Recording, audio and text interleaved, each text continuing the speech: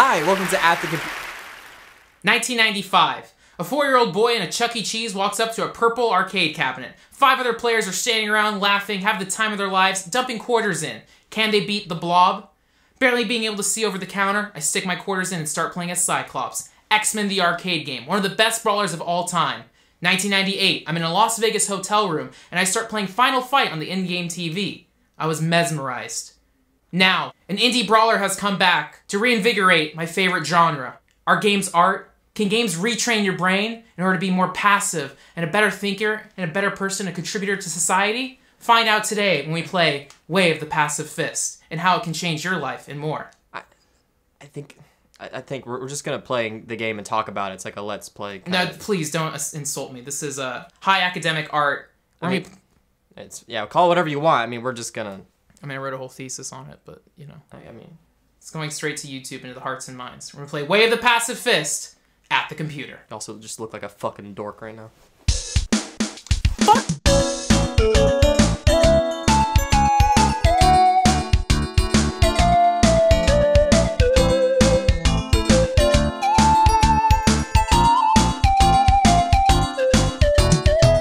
Welcome to Way of the Passive Fist at the computer. This is a 2018 indie brawler. Let's jump into it. So this game is kind of basically Mad Max if it was an 80s cartoon. So about half of the game, you're in like a desert and you start getting deeper as you find out what's going on with the story. Lots of desert, but let's jump deeper into a cooler level. Here's the nice jungle, kind of like Annihilation. This is exactly like Annihilation. Oh yeah, exactly. One really cool thing about this game, it has adjustable difficulty. I'll kind of get into that deeper. Right now, let's just jump into the game. Oh, it looks like you have that a little low, Frank. Hey, you know, this is the recording. It defaults to in the middle, Frank. This is so I can record it perfectly. I mean, I don't know. It's already like that. My advanced gameplay is too much for some people. You know, you want to throw people in gently. So the game is kind of envisioned, again, as like a long-lost cartoon, if they made the video game adaptation. So every chapter starts with this kind of cool, old-school 16-bit little story. There's like a plot. You are on a desert planet. You gotta find out what's going on. I won't get into it here. When I played it, I skipped it. Oh, Bruce, they're like 3 seconds. That's not in 3 seconds. 13 seconds. I don't care, though. All right. Well, you know, some people like stories. Some people have compassion for the human, condition. What is it to live? Does this game story get into that? Oh yeah, it gets real deep. You know, it's some cyberpunk shit. Anyways, this game is unique because instead of it being a traditional, Oh, yep, I'm trying to talk while playing. I don't know, Frank. Well, as opposed to this being a traditional like button mash brawler like Final Fight, one of my favorites, instead, you are supposed to parry everything. And so, if you would stop hitting me. Okay, it resets. I don't know, Frank, if you were good at it, I think you'd be dead. This is a little bit deeper in the game. The enemies are a bunch of bad boys. Holy shit. Okay, so you just saw I parried him a bunch. As you parry, you build up like a combo meter, and once you hit a certain level, you can spend it and then knock people out. So every enemy in the game has a unique like attacking pattern, and you kind of recognize the enemies, and then there's also different color variants, so you know, like, you can anticipate their moves, how many times they're gonna hit, and when's the best time to strike. When you first start the game, it throws enemies like one by one. They're very basic. The first enemy you fight is kind of like a metronome. He has a very like 1, 2, 3 pattern. Later enemies get trickier. They also throw many enemies at you on screen.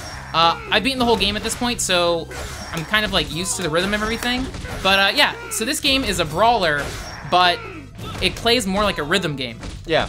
Which is why I'm bad at it. Oh yeah, because you don't play many fighting games either, and you don't play rhythm games. I don't play fighting games at all. Yeah. I play a lot of rhythm games. Oh, okay. But I'm bad at them. Okay, I don't have really good timing. Yeah. And it's just something I just don't naturally really have. And so I played through the first chapter of this game, played halfway through chapter 2, quickly realizing it was not my thing. Yeah. I was not good at this game at all. But luckily enough, this game is exactly my thing. Like I said, Final Fight's probably my favorite game of all time. We covered it on the show. I discovered this game at PAX 2017 around August. I was cruising down like all the indie games, and this immediately caught my eye. They had a whole arcade cabinet, and it was like, oh, this is like it's a brawler. It's a beat 'em up. But then looking at it, again, it has that twist where instead of it being a traditional button masher, you're parrying shit. And I talked to the creator of the game, Jason Canam, and he says like one of the main inspirations for this game was Street Fighter Third Strike. Are you familiar with Evo Moment 37? Is that the one where he parries? Yes. So I'll put a link in the description below if you haven't seen it. But and everyone goes like, "Oh my god!" So the most famous like fighting game, like the most famous esports moment, is Evo 2004, where Justin Wong is fighting Daigo. Daigo, I think, is Ken, and Justin Wong is Chun-Li, and he parries like 16 hits in a row, and is able to beat the whole, he wins the fight because he parries. This game is kind of built behind that moment. If only Frank could parry any of these attacks. I'm talking while doing it. There you go. Fuck. While I'm playing this game, you need concentration so you can hear the enemies, anticipate their moves. I was playing this shit all week and got into the zone with it, and I got into a good flow. I knew Frank was playing this all week because we were in Discord, and all I fucking heard was his fucking arcade stick smashing. It's more like a musical instrument. And it's like, oh, can't you just hit the buttons quietly? And Frank's like, oh no. You got it. I'm a fighter, dude. I gotta match that. Quietly for the show, obviously. Yeah. But no, you usually remember he slaps the crap out of it. Oh, it's so satisfying. So that's another thing. When the developers made this game, they would test it like using a fight stick. You can play it with a gamepad or whatever. Holy shit. Oh, I gotta focus. But it's best played with a fight stick. Just again, like original arcade brawlers. Like when I play Final Fight, I plug in my fight stick, or I'll plug in my fight stick to my PC and load it up on MAME. Like there's something so crunchy and satisfying about playing with a good fight stick. And I'm using a very fancy PS4 fight stick. My opinion is this game is like 2 buttons. Fight stick's pointless. No, I got 8 buttons here. You got like I'm using 5 of them. Also, the movement is so precise. I like it. I mean, something with an analog stick. Yeah, but the fight stick's way better. I don't know, trust me, if you're a fighting game person, if you're an arcade games person, leave in the comments below. Bruce only cares about Overwatch and like going outside, the beach, stuff like that. Yeah, cool shit. Yeah. All right, that was a little transition there. I didn't die. I was just Wait, did you fail? No. Oh, this looks like the same enemies. No, these are all new enemies. This is a little. I went into the debug menu and programmed it so I could talk about these enemies. Anyways, going back to like you talking to them at PAX South, you filmed a game club with them, right? Yeah, I filmed my interview series, Neighborhood Game Club, with the creator where I geek out. We talk about modern brawlers. But yeah, again, he talks about the inspiration. Now, I love Capcom's beat 'em ups: Final Fight, Captain Commando, The Punisher. He loves Konami's. So like the first one that came to my mind is X-Men the arcade game and like Turtles in Time. Those games are very bright. Those are developed by Konami. There's also the Simpsons one. They're very bright, colorful, and goofy. And this game kind of has that more comic book art style. It's got those very like 90s, like almost want to say like crusty colors. Like it's like the green, the orange, the blues, very like punky. Which again, also being inspired by Mad Max, it kind of fits into that like early 90s aesthetic. But yeah, I like that we're in this period now where like for the longest time indie games were exclusively like 8-bit, and now we're getting some more like this is like awesome 16-bit animation. I mean, I'm not a fucking technical person, but it's like this, like the animation and they nail it. I really like it. Yeah. Okay, let me focus down on this last attack. Okay, there you go. Tap him. Booyah. Man, you would have failed that without the fight stick. Yeah, hey, the fight stick gives me the upper hand. Oh, yeah. Clearly, since you've already failed once or twice. That's because I was talking. Normally when I play this game, I'm just listening to podcasts, or I'm talking to people on Discord, but I don't care what I'm saying. Right now, I'm producing content. The millions of fans need to know what I'm talking about and what I'm doing. But yeah, I like this game. My one criticism with this game is, I guess it's different because I'm talking, so I'm not really thinking about it. But when you're playing this game, it kind of gets a little tedious after a while because, again, the gameplay, it's like this rhythm base, but like the levels are kind of like 20 to like 40 minutes, depending on like how fast you can clear it. A traditional brawler like Final Fight takes like 45 minutes and you've beaten it, but that's like the challenge. How do you make a brawler in like 2018 that isn't an hour, that people get their money's worth? So I understand like the game has to be padded out. So I would say the game is probably best experienced in like chunks. Like play one level at a time. If you try to like marathon the whole thing, you'll get a little tapped out. But I spread playing this game across like 3 days and had a good time with it. Yeah, for me personally, like not only was I kind of bad at the game, like I recognize that I'm not a very good person who's I just don't have good timing. It's not my strong suit. If I really sat down and like I got decent at Guitar Hero, so if I sat down with this game, I would get okay. But for me, the game was kind of boring. Like I saw, like I don't see how many tricks it could have up his sleeves. Like I played the first 2 levels. This is 4 levels after that, and it still looks like the same stuff. Yeah. So if it's like, hey, I'm sure if you're a fan of all these genres, like, oh, this is like kind of a cool mashup, and it's kind of nostalgic, and it's awesome. But for me, who doesn't, yeah, you never had an affinity for brawlers. I've never had affinity for fighting games or brawlers. So for me, this game was a little tedious. And also, actually, I was actually thinking about it. I think this game would actually be better on like an iPhone. As like a mobile game. Yeah, as like a touchpad. As like a touchpad, like you just touch the buttons or like touch the characters to like counter them, and it's very short bursts. Even like on the Switch or something like that. Yeah, to me, it's a tad boring, and like you said, it's very long, and yeah, it just goes on a little bit. But there is adjustable difficulties to make the experience a little more chill, and I'll show that off right now. All right, we're gonna jump to a different level. This is the level 8 in Human Harvest. It has like kind of a cyberpunk vibe, which I like. So here's the adjustable difficulty. This is kind of a cool feature. I talk about, I'm someone who like, I'm at the point now, I don't want to spend so much time dumping into a game. So if there's ways to make the experience a little tighter, easier for me, I'm all about it. At default, the game is everything is in the middle. Enemy strength, they hit, normal, there's, regular size enemies. The timing window's the same. Resourcefulness, checkpoints, and pickups. I played the game normal through the first level, and then I think by the second or third level, it was like, all right, it's starting to get a little tedious. So then I warped the difficulty to make it, I guess, more fun for me. So I bumped down the enemy strength because it's like, I get the game. I just want to plow through. I want to have fun with it. Encounters, I kept the same. The timing window, that's like the gameplay, so I kept that the same. But I changed resourcefulness to like the bottom. Hey, there's checkpoint after every little scene, and there's health pickups. That way, if you die, you're back there. I'm at the point now where I hate replaying shit, But yeah, so I do like that there's difficulty. So again, if you're not that great with rhythm, but you really love brawlers, you can change the timing so that way you're still building up your thing, your window. So it's like, I kind of like that. But yeah, let's jump into this level. Here's a little cutscene. Oh, we're getting deeper into the science lab, kind of like Resident Evil. What's really going on? Ooh, spooky, spooky, spooky. So Frank, since you've read all the cutscenes, what's the story about?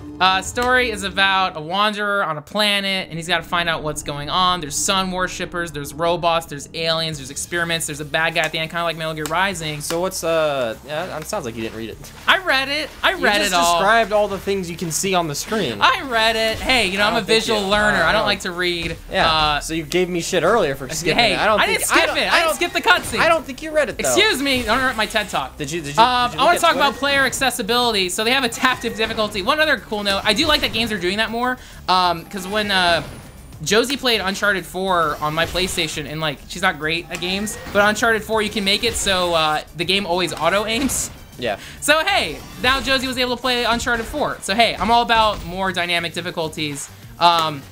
Dark Souls, Bloodborne, put a pause button on there, let me get up and have some coffee, have some tea. No, I think there needs to be, all games shouldn't be so easy. I like games that are really hard and challenging. Yeah. And it's like, you need that balance, because I usually play games on the hard setting. Yeah. Like when I played Evil Within, I think I played it on the hardest difficulty right off the get-go. Well, because games are so fucking easy that like if you play games regularly like me, like every day, that like a normal difficulty is so easy. Okay, that makes sense. Yeah, it's like, I don't know, I want a game to be, especially if it's a horror game, I play always on hard because I want to feel like I'm struggling. I think like, if it's a game I go into experience, like if it was like a Guitar Hero that I'm familiar with, I bump it up to expert. But yeah, I think it's like with me, like because I'm at the point I don't have as much time to play video games. If there's things where I can do again, I'm so obsessed with like time management that's like, like it's optimizing the experience for me, but like, I don't want everything to be totally babied. And like, even playing this game, there's a few, like, playing this game was really satisfying because like, you have to learn every single enemy. Again, it's not just a button masher. There's boss battles where they throw so many enemies and things, and you have to like kind of figure out the boss, why it works. And like that, again, you get the same thing with like challenging games. Like you get that satisfaction of figuring shit out.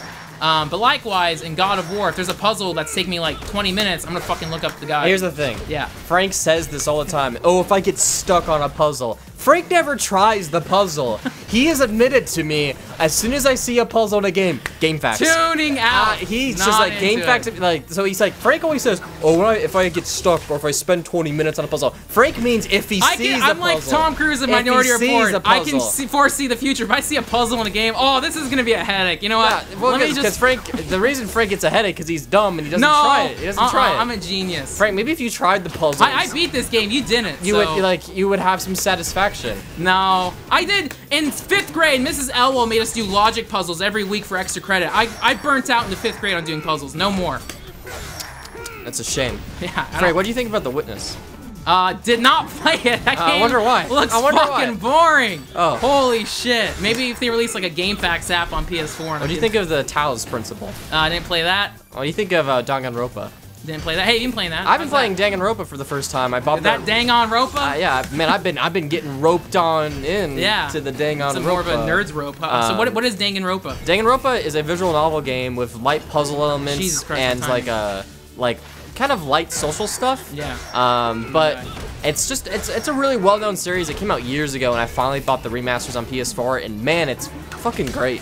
Like I kind of stayed away from it because it seemed kind of intimidating going in. Yeah. And since it's a visual novel, you spend most of the time You're playing reading. on PS4, right? Yeah, I'm playing on PS4. Originally, it was a Vita game. Yeah. So some of the artwork is a little blurry because it's a Vita game. They're blowing up, but man, if you've never played Danganropa, fucking give it a chance. Give it a chance. I love it. I love it. I think it's great. Is it also made by? No, is it NIS America? Who published it? It's the same people who made 999 and like all the virtual last reward games. I forget the exact company name, but it's that same company. They are very heavy into visual novels. Yeah, it's one of those things where it's like, I know a few people, like anyone I know who's into that is fucking into it. You know, like there's no passive fans of it. It's like, oh, you gotta play this. Yeah. They also release it on Steam and stuff too. Yeah, it's like, well, it's one of those things where it's like, oh, I'll think I'll like this. Yeah. And then I'm talking 20 minutes in, this is great. This is already great.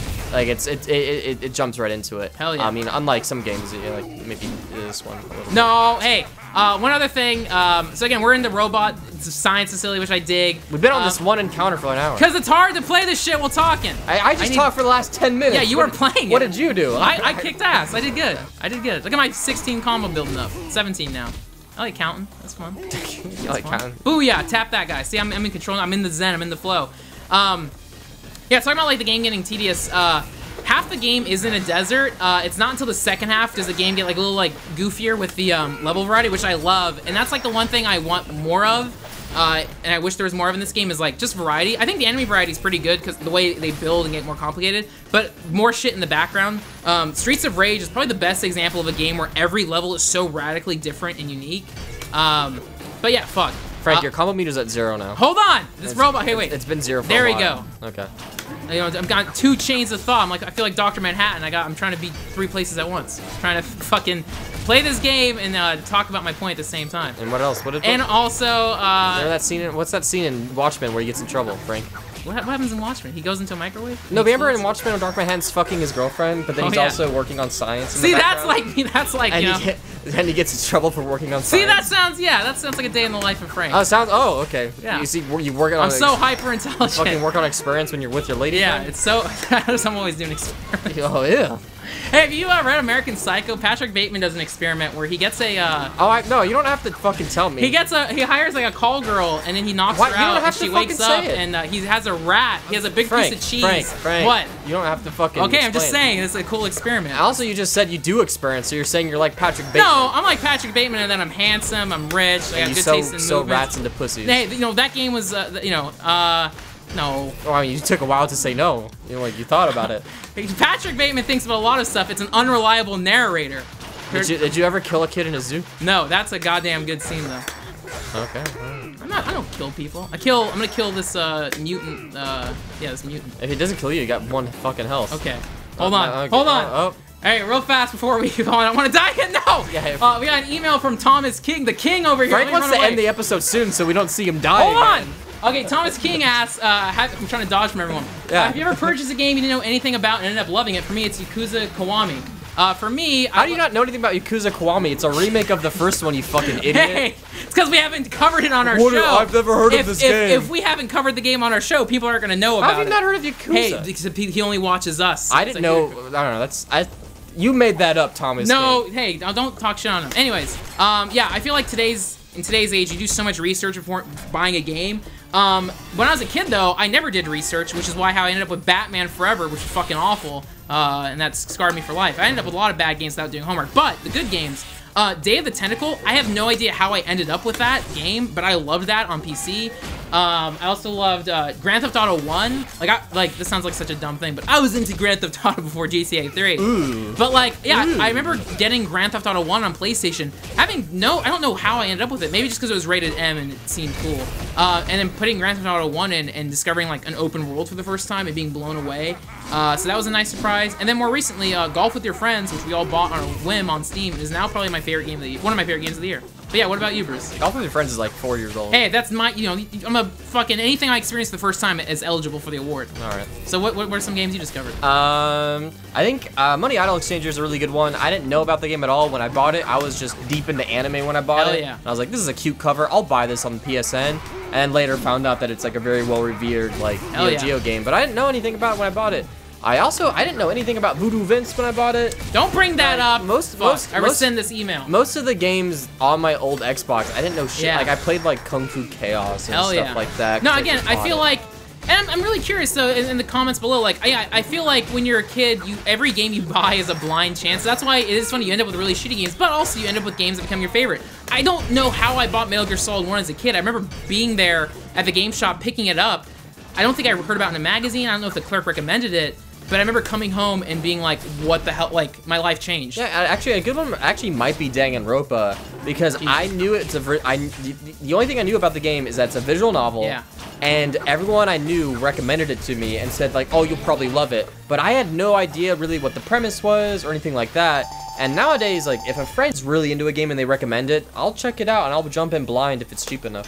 Hell yeah, I'm all about that. Playing games with your friends, recommending stuff. Hey, Frank finally got past it. Someone should time that in the comments. Hey, how long did when that I take? played this game by myself, I was doing fine. Again, it's a game you gotta play with concentration. Sound cues are important. Animation's important. It's fun. But yeah, when you're trying to, make a video at the same time, ooh la la. It's kind of when, Ooh la la. ooh la la, ooh la la. Hold on. Oh, see now, yeah, if I can just calm down, I can focus this shit. It's All right, easy. everyone give Frank some silence. Yeah.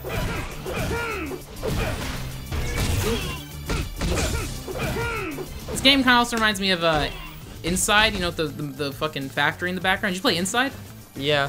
You didn't like Inside? It's okay. I love Inside. All right, we're gonna do Inside at the computer. My complaint with Inside is the same with this game. It's boring. Oh, come on. You don't like, these girls look cool. They're okay. They're okay, They just look like a ripoff of the Love Shockers. What is that from? Oh, yeah, Jet Set Radio. Well, there's also, in Final Fight, there's a Poison and Ivy. Every beat-em-up's got, like, the big guy, the cute girl, I just got to the cute girl. I just had to, I couldn't stop before we got there. Let's, like, end her butt. What is that? What? She's got holding a thing behind her butt. It's a Molotov cocktail which will throw at you and you can catch and throw back. But anyways, that's Way of the Pacifist. Also, the game's a pun, Way of the Pacifist. Because you don't fight, you tire him out and knock him over. Kind of like the end of Rocky. I mean, this is like, you do kind of fight because you catch knives and throw it back at people. So it's, self-defense. I mean, it's still a fight. Yeah, okay. And you punched that guy. Hey, I beat the game. I don't need to prove anything new.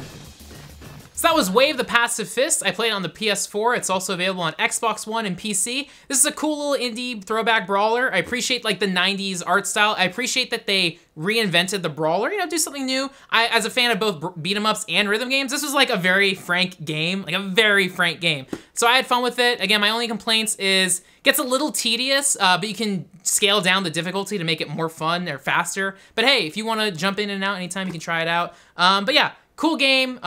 Small team, I like it. I give it a thumbs up. Thank you for making a beat 'em up in the year 2018. You guys did it. Bruce. I think this game's all right. Again, it's really not my thing. Yeah, Opposite. I don't have a history of beat 'em ups, especially in 16-bit beat 'em ups. Yeah, what about all the bullies who beat you up and threw you in lockers? I never had to deal with that. What? Okay, with the glasses and everything? Nope. What? All right, making up stuff. Turns out, Frank, if you're just cool, people don't make fun of you. I know I made fun of me. All right. So it sounds like you're bringing up some past. Nope. All right. Anyways, but I don't have a history of that. Also, don't have a history of fighting games. Yeah. And also, I find since all those things combined, I do find the game a little dull, a little boring. But the art style, awesome. Yeah. I don't get tired of Pixel looking animation at also reminds me of like animation. LucasArts games, like again, Day of the Tentacle. Cool stuff. For me, it's like just a no thumbs. Yeah. But I still think you should check this game out if you looks like your thing. Yeah, I feel like if this game's for you or not. Yeah. Again, if you like beat 'em ups, you like brawlers, cool game, check it out. But also, Check out American Psycho by Bret, Easton, Ellis. Do you want to find out what Patrick Bateman does with that rat? What happens at the zoo? Lots of good, fun stories in here. I recommend Frank's it. been trying to get me to read it for like 2 years, and I keep like, why would I read this book? It's nice. Why would I want to be sad? Hey, Bret Easton Ellis spent years in the New York Library researching serial killers, getting in the right headspace to write this. People know the movie, but no, the book is better. What did he than the say movie. about that year? Didn't it say it horribly depressed him? Oh yeah, he was extremely depressed. Yeah, so read this book, everyone. Yeah, hey, I also did a video library song, but also one other thing. If you're gonna play this game, play it with a fight stick, baby. Be a top fragger. Don't use a little controller. It's like a 3-button game.